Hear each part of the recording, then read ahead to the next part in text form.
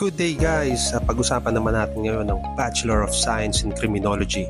Sa mga hindi pa nakakaalam, BS Crim is the primary course kung gusto nyo makapasok as jail officer, firefighter, security officer at syempre sa Philippine National Police. Kung hindi nyo pa napapanood ang video ko paano makapasok sa PNP, ay nandyan po sa description box ang link to watch it. BS Crim is a 4-year degree program in the Philippines that is mainly concerned with the nature of crimes and criminals. Ituturo din ito kung paano gumagana ang hustisya, kung paano dapat pangisawaan ng mga pinaghinalaan at hinatulan ng mga kriminal, at syempre, ang paraan paano sila reformahin.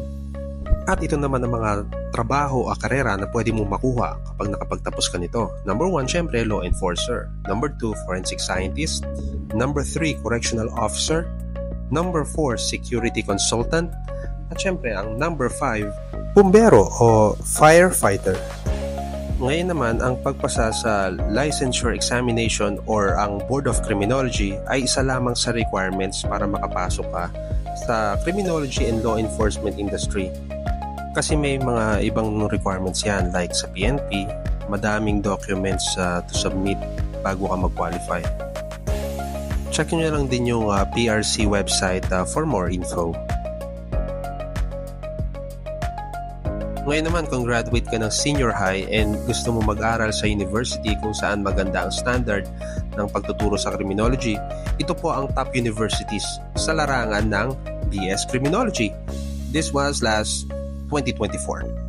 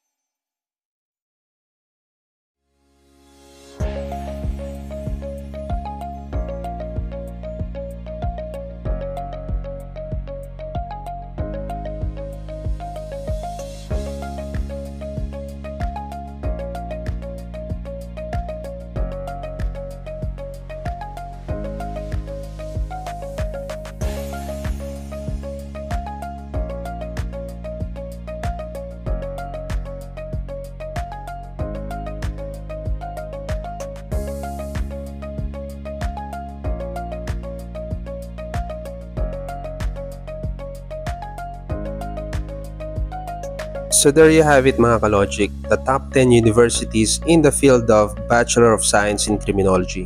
Kung may tanong kayo, just please drop it sa comment section and I'll try to answer it as soon as possible. Maraming salamat po.